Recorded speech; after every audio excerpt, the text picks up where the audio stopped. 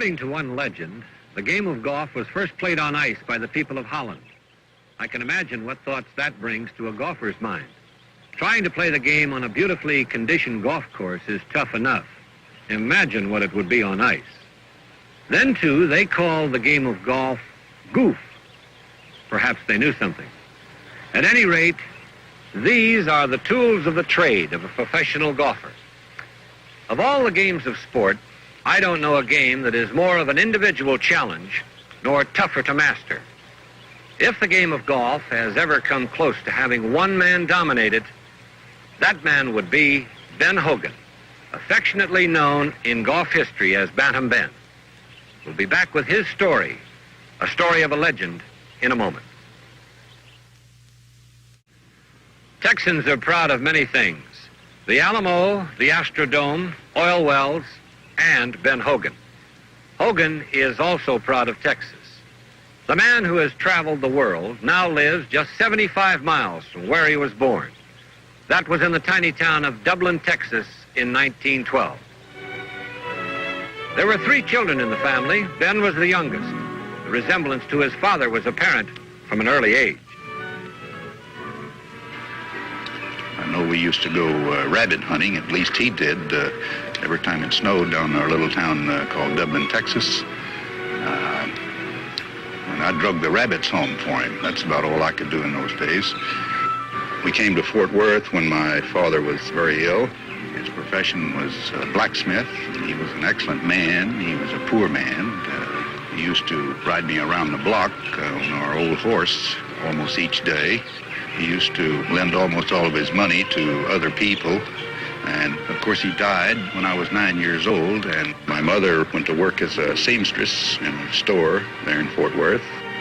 My brother and I started selling newspapers. My sister, of course, went to school. You wouldn't exactly say Ben Hogan was born to the green. He didn't find out about the game of golf until his teens, mainly because he was so small. But his colleagues soon discovered the tiger that lurked in that small frame. I was selling newspapers at the time, and I found out through a friend of mine they had a golf course about 7 miles from my house, and they paid 65 cents for 18 holes for a caddy. And it only took about 3.5 to 4 hours to make 65 cents. And that was twice as much as I was making selling newspapers till 11:30 to 12 o'clock at night. So I sure wanted to get in on this. I couldn't wait the next day to get to the golf course, and when I got there, I found that they had more caddies than they needed. Of course, most of these fellows were much larger than I was, and they didn't want any new caddies there because I might take one of their jobs. So the next day, I went out and I posed as another fellow's brother, so they wouldn't, they'd leave me alone. But they found out that that wasn't the truth, and they gave me the works. They put me in a barrel and rolled me down this big hill with a lot of rocks, and after I got down to the bottom of the hill, they came down with sticks and everything else and gave me a pretty good beating, and I'd go back up the hill, and they'd take my cap off and throw it down the hill, and I spent my day going up and down this hill without a job, of course. But I was pretty persistent in those days. And I went back the next day, and as one of the initiations out there, they have a kangaroo court, of course, and anyone that's tried in this kangaroo court, of course, always loses. And they picked out a pretty husky boy, a little larger than I was, for me to fight. And if you could whip this other fellow, then you were in. You could get the job out there.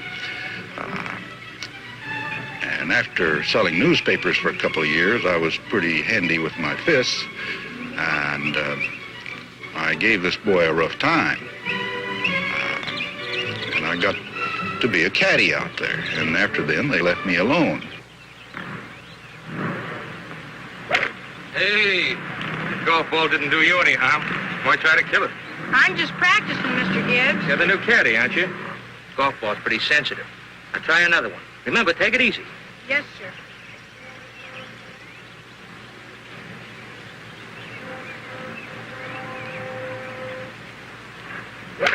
That's better. Ben Hogan battled to become a caddy, and he had to fight to get to play golf. But once he discovered the game, there was no stopping him, even though the tournaments were few and far between. Hogan was in a tough league right from the start. The young man in the hat next to Ben is Byron Nelson, later to become one of golf's greatest champions. The first tournament I participated in was a caddy tournament at the Glen Garden Country Club where I used to caddy. Each and every year, the membership used to put on a party for the caddies and let them play the course on Christmas Day. That night, they would give them a dinner and a party in the clubhouse. They had a practice field there, and I used to play up and down there all morning long, and we used to drive for a chase, and the shortest ball had to go pick up all the rest of them. You might be driving against 12 or 15 other caddies, and of course, when I first started, I always had to pick up all the balls every time we hit one. But I finally conquered that, where I wouldn't have to pick them up so often. And from there, I just progressed. My game improved a little bit, and I would try to save my money and buy a golf club. And in those days, they were too expensive for me.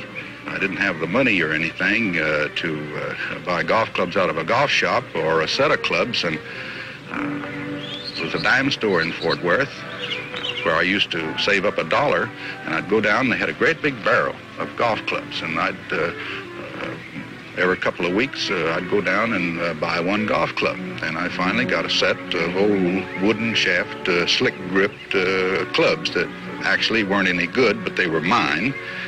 And I started playing a little golf out at a municipal course that was about 8 miles from our house. I used to walk out there before daylight, play 54 or 72 holes in one day, and walk back home. In the meantime, I was caddying, and then when I became 16 years old, I could no longer caddy because if I was going to play any amateur golf at all, in those days, you would be a professional if you caddied past 16. So I got a job with the golf pro there in the golf shop, Ted Longworth. And I used to polish clubs all night and all day and put in wooden shafts, make golf clubs, and of course all clubs in those days were wooden shafts, and there never was a day that passed that somebody didn't break from 1 to 5, and I would have to put those in overnight so the player would have them for the next day. Ben's play also improved, and like most youngsters, he felt he was ready to take on the world. The year was 1931, and Ben Hogan made a big move. I turned professional when I was 19 years old and went to the Texas Open in San Antonio, Texas. The reason why I turned professional was that I didn't have the money to play the amateur tournaments. And if I was going to play golf, I had to make some money some way or other. And it didn't take me but about 3 days to find out that I wasn't ready for the professional ranks. And not winning any money there, I went back home and worked at odd jobs for a while, and then the next winter tour that came around, I decided I would like to try it again, and not just try one tournament. Maybe I could go to 4 or 5 and find out if it was possible for me to make it. Determination, the trademark of Ben, was there in abundance. He worked hard on his game. He saved his money, and he tried again. Jimmy DeMeritt was there when Ben came back. He started back out, I would say, consistently around 1935 and 6 in there. And few people realize that the first tournament that Ben won in his long, illustrious career was actually when he was over 32 years of age, and that was the North and South Open, which was held at that time at Pinehurst, North Carolina. He always knew that Ben was there. Although he had not won a tournament, he had finished second and third. He said, "Jimmy, do you think I have a mental block of not being able to go to the winner with the winner's prize?" And something that in those days, I believe the players cherished a title more than they did the money. And I sincerely believe that he, although was winning consistently in the money, in the second and third in there, that he always felt that that title was eluding him for some reason or another. The problem was pretty basic, and Ben knew it. He had a hook. A golfing malady that Hogan said was like walking around with a rattlesnake in your pocket. Sam Sneed, who was winning, knew what Ben was going through. I remember when I first started to play, I would see Hogan's name. He'd shoot 67, then 77. And he'd have one of those days where he would hit the green, and of course the ball would go through, and then he was having his difficulties making recoveries, and he was long. He was about as long as anybody. But he found out that this low hook, especially with long irons and long second wood shots, that he couldn't hold these hard greens, and especially if the pins were tucked in behind these bunkers. So therefore, he had to get the ball into the air, and so by changing it a little bit, why he started moving it up into the air a little higher, then his score began to drop. Some students of the game claim the golf swing is a natural occurrence, but most golfers will argue strongly about that. The pros also differ on the subject. Byron Nelson has one opinion, and Ben Hogan has another. I don't think there was anything natural about golf to Ben. You take the exact opposite with Sam. Sam just picked up the club, went out, played, and played great. But Ben has had to work and dig for every single good shot that he has, and it's to his everlasting credit that he has been willing and devoted enough of himself and his time to become the great player that he has and is. I don't believe there is anything like a natural golf swing. I really don't think God had golf in mind when he made us. A golf swing is an unnatural thing, and it has to be developed. I think Sam Snead has a beautiful flowing swing, but it certainly isn't a natural one. He had to develop it. He had to practice it, just as anyone does. After Hogan failed in his first attempt on the Pro Tour, his savings were depleted. He knew he wanted to try again soon. But comebacks have to wait for financial support. I got a job at a little course, 9-hole course there called Oakhurst. That's no longer there. It's a housing development now. And I worked there until 1937. In the meantime, I married Valerie, and after saving up $1,400, I asked Valerie one day what she would think about me going on the tour. And she said, well, if that's what you want to do, you go right ahead and do it. She went right along with me. I started in 1937 at the General Brock Open in Niagara Falls, Canada.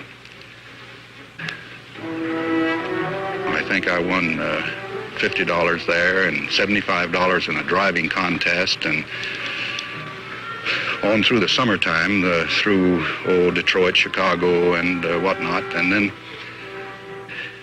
winning a little money all the way, $50, $75, never really making any money, and always drawing out of my $1,400. I had wondered how I was going to broach the subject to tell him that actually we had just about $85 left. And finally I decided that I had to tell him. And so he said, let's just not talk about it, Valerie, because if I don't succeed in this tournament, when we go there, I promise you that we'll go back to Fort Worth and I'll never mention tournaments again. The next day, we drove to Oakland and checked into the Leamington Hotel. And across the street, there was a gravel parking lot. And, of course, that was the cheapest place I could park my car. And I parked there every night, and then the first day of the tournament, I had an early starting time, and I went out to get in my car, and the rear of my car is jacked up, and both wheels are gone. So I had to come in, get a ride from somebody else, and I was a little late getting out to practice, but I hit a few balls before starting, and as luck would have it, I won $286 in this tournament, and it goes without saying, I think it's the biggest check I've ever gotten in my life, or ever will get. And it seemed that that was sort of the turning point for me, because I started making a living after that, sometimes missing, of course, but that's always been a very soft place in my heart, and it always will be.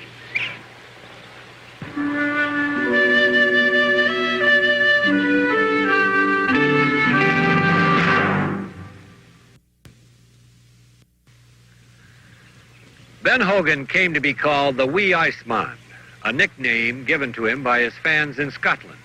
It was a compliment to his ability to concentrate on a golf course, to shut out the distractions, the people near him, the entire world for 18 holes of competition. He set his sights on a job, and that was his job to do, and so he went out to try to do it.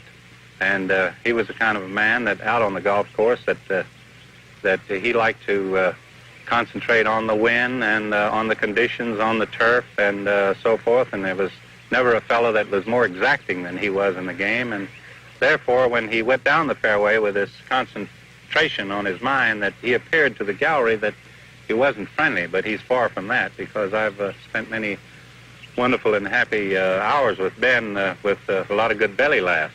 Well, Ben would never speak. He wouldn't say good shot, bad shot, you're on your own. When you were out there with him, he didn't give anything and he didn't ask anything. And he'd say, Sam, good luck on the first tee, and that was it.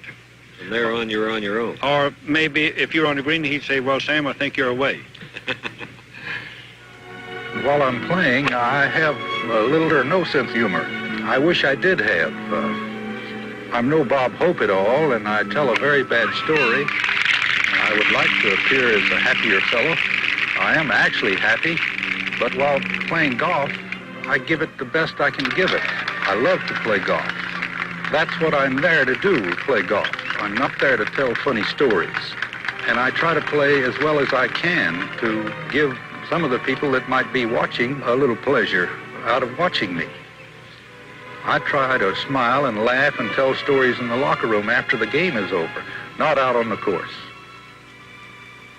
I thought Ben had the greatest attitude toward winning of anyone, and how he kept his desire up to keep trying to win tournaments was we played in Rochester, New York many years ago, and we were out early, and Ben had I think about 8 birdies, and he shot 64 that particular round, and that is with a double bogey on the 17th hole. So we went in the clubhouse, and Craig Wood, myself, and Lloyd Mangrum was sitting there having a little libation, and we stayed there till about dark, just before dark, and this was 4 or 5 hours, and I look out in the fairway there, in the practice fairway, and I see someone swinging at the ball, and I couldn't believe it. I walked out, and it was Ben Hogan.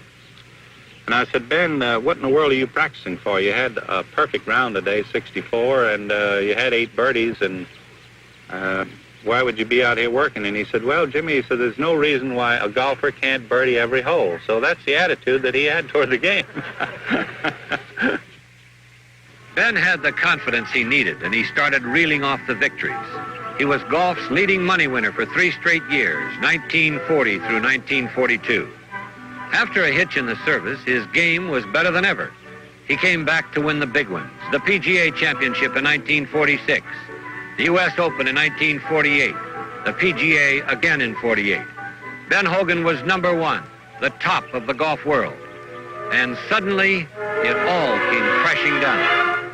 The time was February 1949. Valerie and I had just bought a new house, and we were anxious to get home and get in this house, put some furniture in it and some rugs and whatnot, and have a little home life. We left Phoenix, of course, and we stopped in a little town called Van Horn, Texas. That's about 120 miles east of El Paso. We stayed there overnight, and the next morning we got up about 8 o'clock and left about 8:30, and it was a beautiful, sunshiny day. Not a cloud in the sky.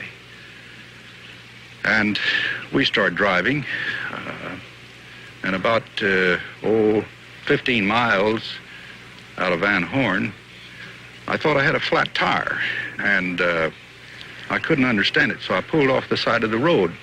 And as soon as I got out of the car, I could see that there's ice on the highway, a very thin coating of it.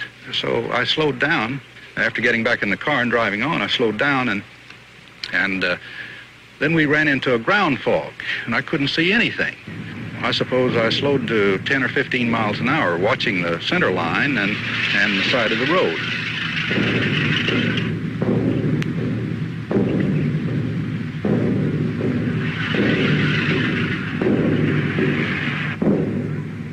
And we were in this for about 5 minutes, I suppose, and all of a sudden I saw 4 lights in front of me. And I looked off to my right, and I was on a culvert. and I couldn't get off. And the next thing I saw was these lights coming right into me, and I jumped to the right.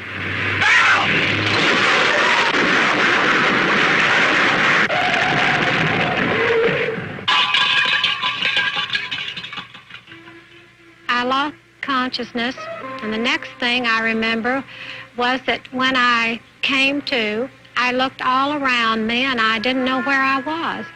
And I looked out the window and there was nothing but fog. Fog in the front of me and fog beside me. And I felt this tremendous weight on the back of me and on the back of my neck. And also there was something on this side of me. And I was so stiff and aching so that I could barely turn my head. And when I did, I glanced to the side, and Ben had fallen across me. And my first thought was that he's dead because he was so lifeless. And I began screaming. And when I screamed, Ben began moaning. And I woke up a little later in the back seat of somebody's car out on the highway, and I remember two soldiers holding me there in the back seat. And then I went out again and woke up in the hospital in El Paso.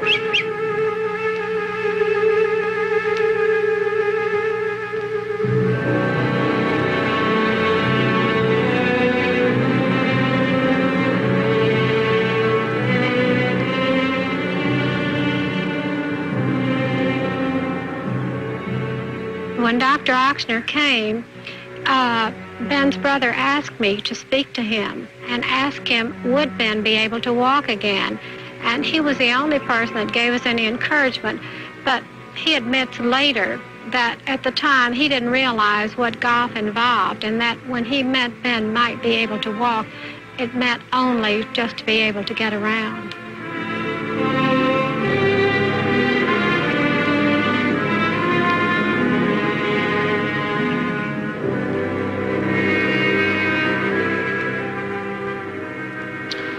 First, I had to learn to walk again.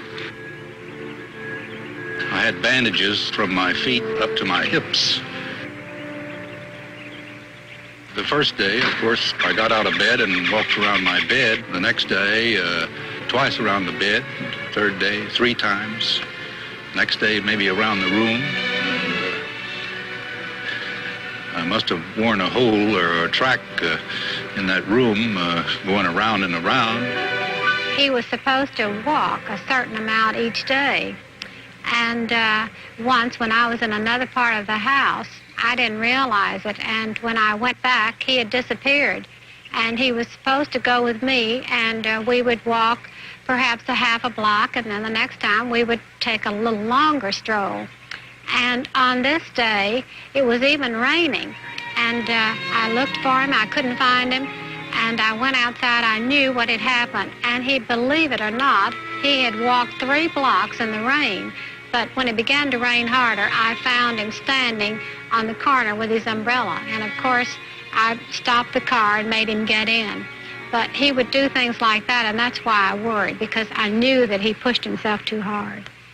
Golf was my life, and I didn't want to give it up. So I went to work. And it took me 11 months to play again.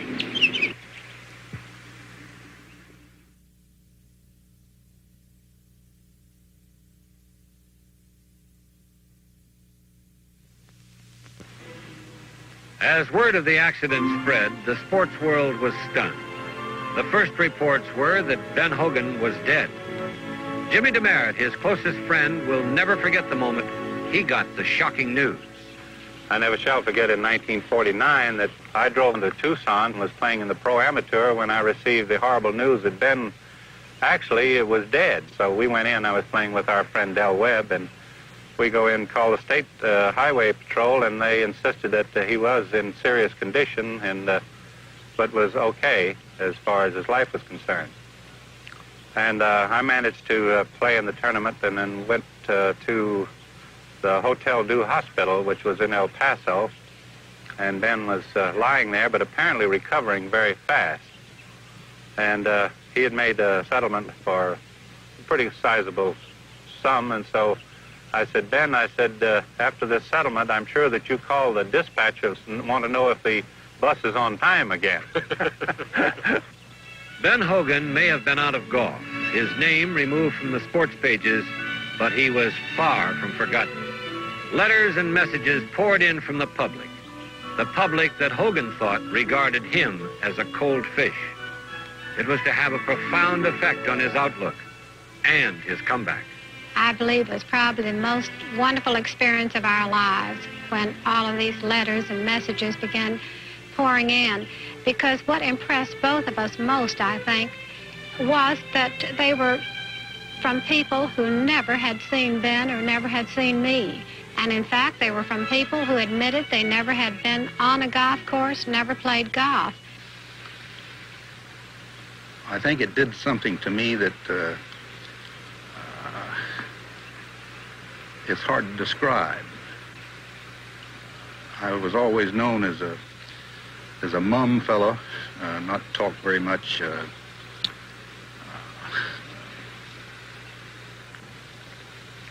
certainly not bitter about anything, but this gave me an insight on life that I didn't know would ever exist with me. I didn't know that many people knew me and wanted me to continue. And I think that played a great part in my determination to come back and play again. And I certainly wanted to come back and win again. Not only for myself and Valerie, but for the people that wrote me and were interested. I'm so pleased and thankful to have found this out. Just 11 months after the near-fatal crash, Ben Hogan was ready to make his comeback. Not many could believe it. The Los Angeles Open of 1950 drew record crowds and record coverage.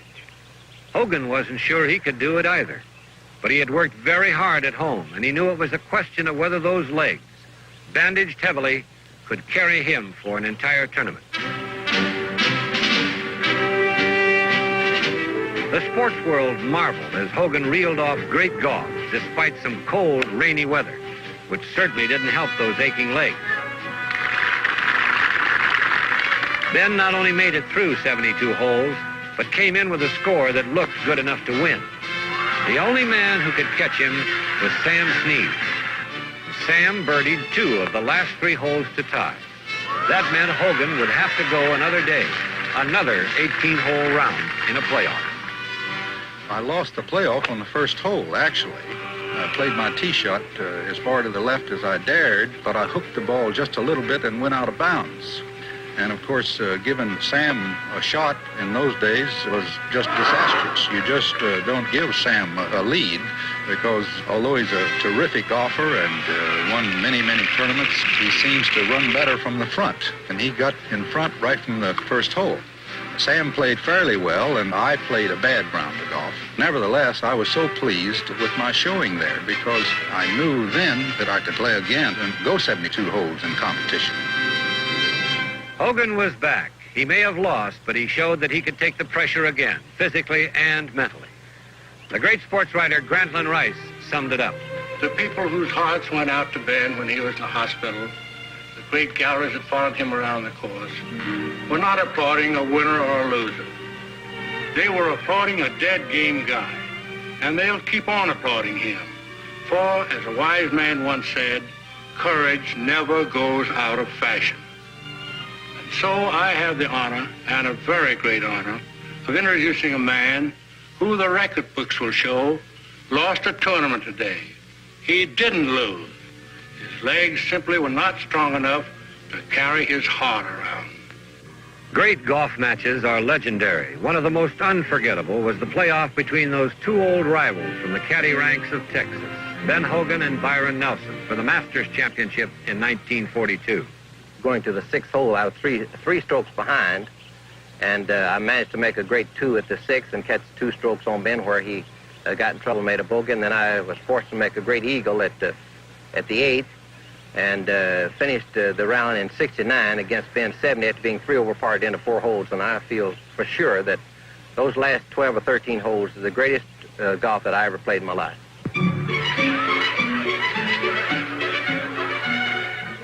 He played what I think is miraculous golf for about 11 or 12 holes. He was 6 or 7 under par for that stretch. It was a great privilege for me to see it, although I didn't like it at that point.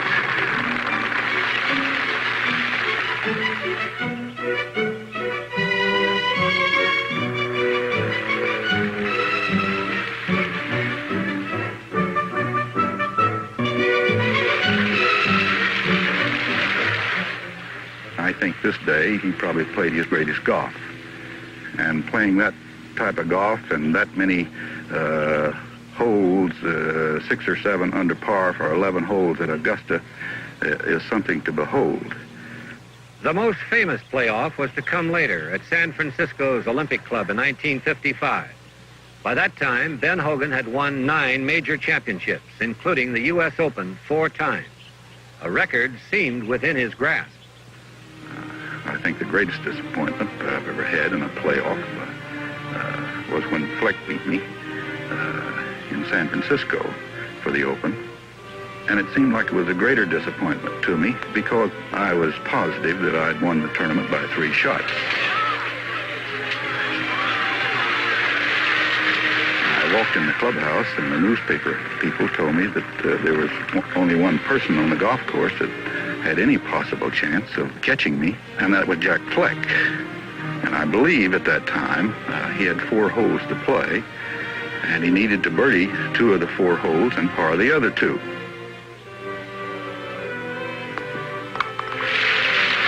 When they told me that,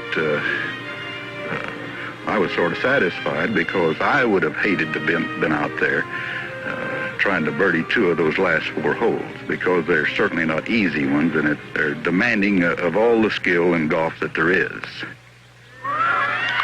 Jack Fleck did that, and he had to play wonderful golf to do it. And as you know, we had the playoff the next day.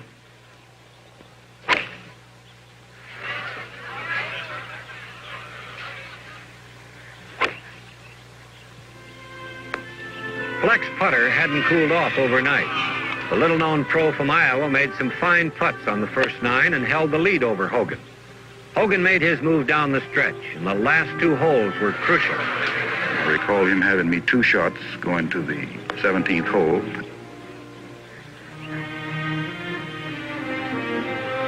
I picked up a shot on 17. Then I hit my tee shot to the left in knee-high grass, taking a double bogey. And of course he parred and beat me by 3 shots. It was a great disappointment to me in that I've been trying for years to win my 5th Open, and that was as close as I've gotten, and it might be that that's as close as I'll ever get. Even if he doesn't come close again, Ben Hogan has left an indelible mark on golf's toughest tournament, the U.S. Open. The record book shows he's won 4 and tied for another. Actually, he has won 5 Open championships. In 1942, when the tour was called off because of the war, Ben won the Hail America tournament, played in Chicago and recognized as the Open championship of that year. 3 of Hogan's victories came after his miraculous recovery from the accident. In those days, it was 36 holes on the final day, a test of stamina for even the strongest legs.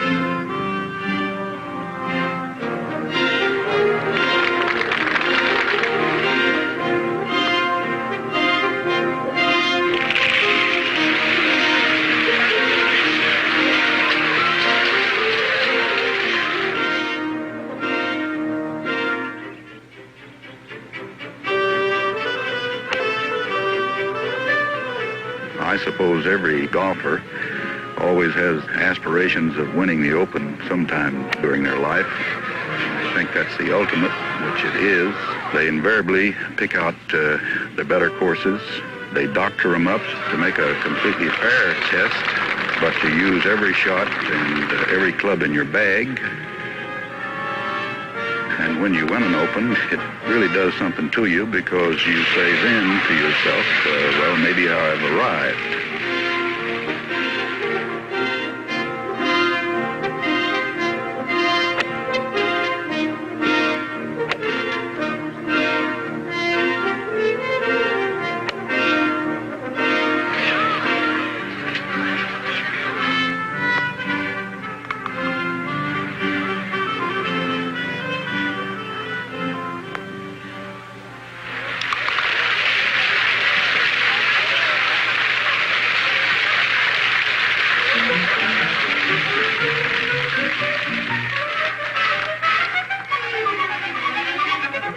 Some of the greatest golf fans in the world are in England and Scotland.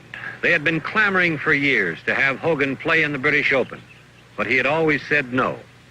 Finally, in 1953, he could no longer turn down their pleas nor the urging of his friends. Tommy Armour and Bobby Cruikshank had told me for 2 or 3 years that I must go over there and play and complete my record.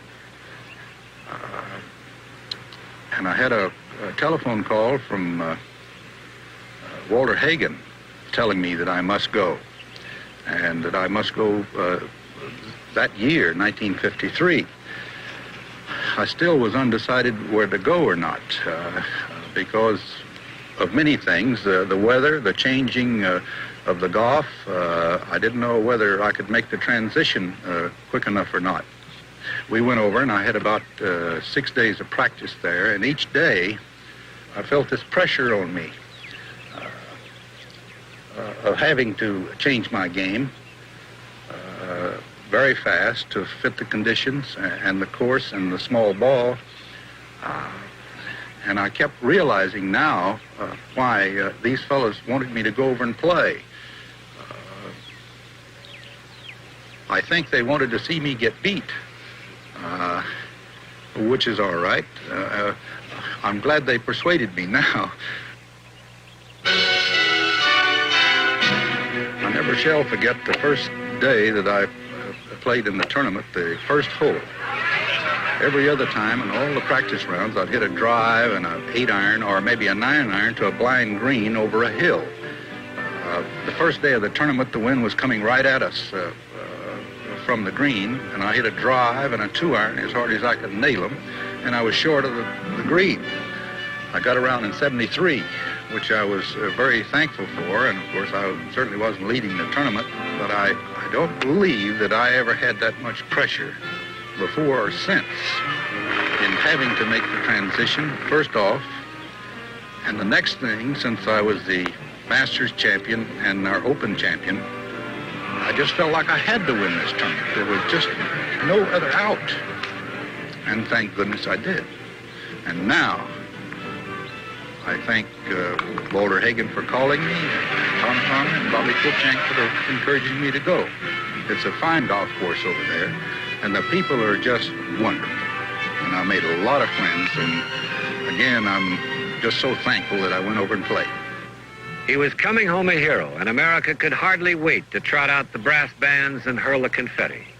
It was all a little bit overwhelming to the man from Texas who literally had to fight his way onto a golf course a few years back.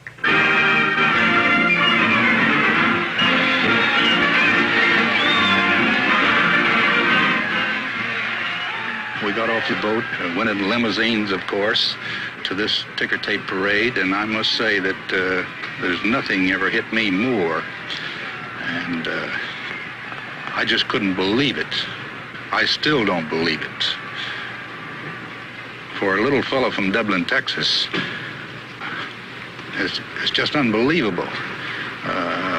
Meeting the mayor and all the thousands of people and throwing the confetti on you and things like that. I really don't think New York is that cold city.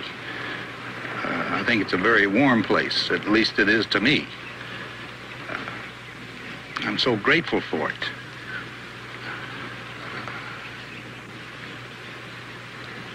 I didn't know I had done all of this to warrant it, and I really don't believe it now. But thank goodness I got it.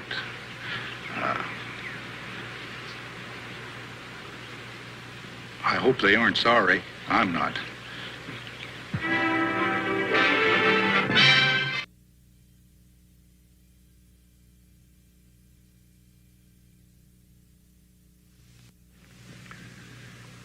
Ben Hogan still plays in a certain number of golf tournaments. He prepares thoroughly for these just as he always did, with hour after hour of practice. There will never be a substandard Ben Hogan on display in tournament golf. Arnold Palmer, king of the modern era, analyzes the Hogan of today. Well, there's no question about the fact that he plays from tee to green very well. He does have problems with his putting, as we all do from time to time. One of the big difference in the practice round in 1958 that I played with Ben was that I think I shot about 82, and Ben had a very fine round of about probably 71 or something like that, after which I went on to win the golf tournament. Of course, I think that one of Ben's remarks afterwards was, how in the world did that happen? But, of course, that is the way things go. Now, playing with him in the Masters was actually the first competitive round that I have ever played with him, and I thought he played exceptionally well. He didn't putt the ball particularly well. However, he did make some putts, a couple of pretty long ones, and maybe a chip here and there. But there's no question, as time goes on, some of the things that you had in your youth leave you a little bit, and I guess maybe we're just going to have to sit back and realize that.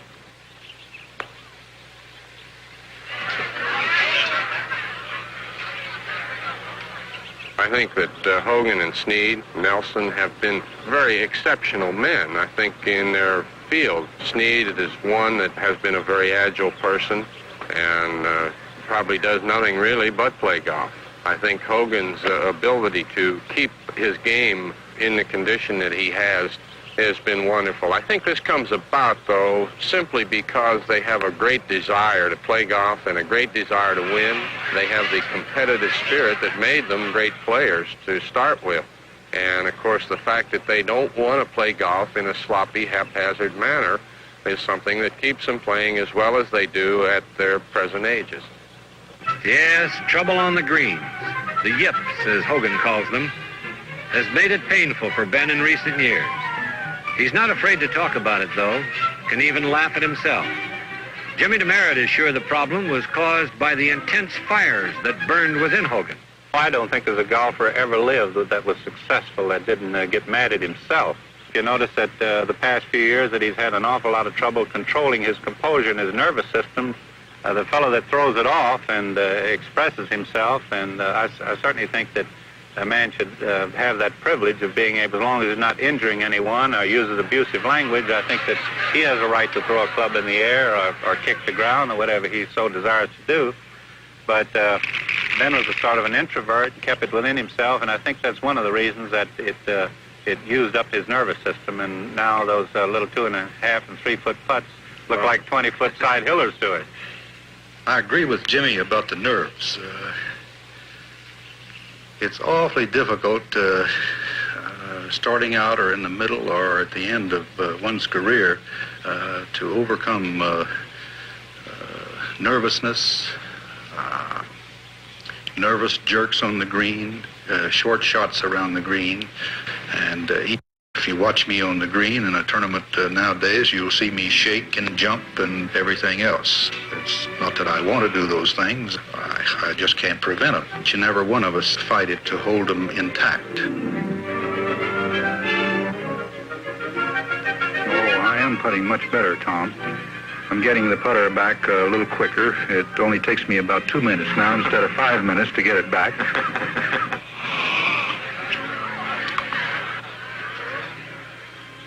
Some of these fellows can go a little longer than others, but it works on every one of us. It's like water dripping on a rock. It'll find wear a hole in it.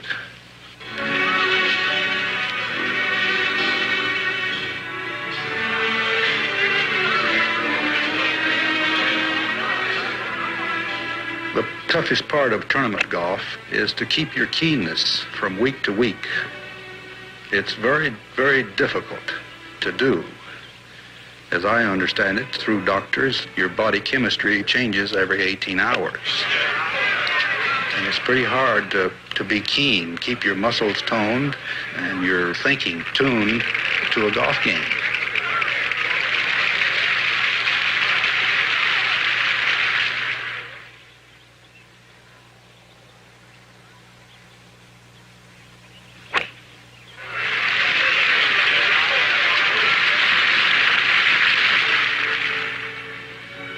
That's the reason why I used to practice so hard. I used to practice a couple hours before I started every round.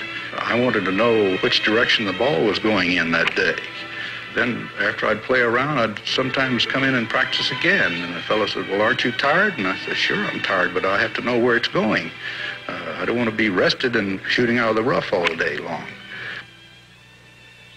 We have to practice because of the continual pressure from other players, and it has become so much more of a business of playing golf now than it was in those days. And, of course, I don't think that prior to Hogan's days, let's say that it was particularly a profession in itself as it is now.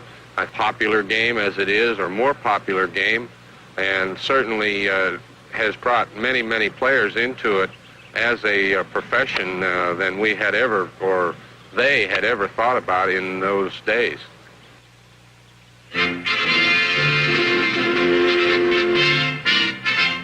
Golf is big business now. The $100,000 tournament is a weekly affair. Men like Ben Hogan help make it for today's pros, but he doesn't begrudge them their good fortune. I think it's a wonderful thing that they have more money nowadays, and it affords more players to make expenses and stay on the tour and develop their games. I think it's good. And I'm not sorry that they didn't have this money when I was playing, because I've subtracted so much out of this game in pleasures and acquaintances and nice places, nice people that I know and associates. I've been well rewarded. Yes, I recommend anyone to try to become a professional golfer. You meet wonderful people. It's a wonderful life. If I had a son, I would certainly try to recommend that he do this. You're in terrific surroundings all the while. I can't think of a more pleasurable life for any person. I know I've thoroughly enjoyed every second of it. I would like to have done it over and over again. I've always wanted to accomplish much more than I have accomplished.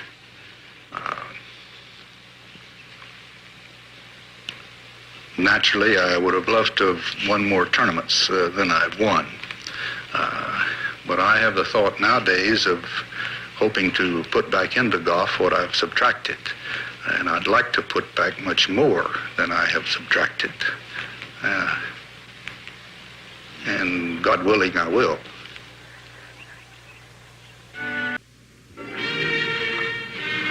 The legend of Ben Hogan can be summed up in 5 words: determination, integrity, dignity, competitor, champion.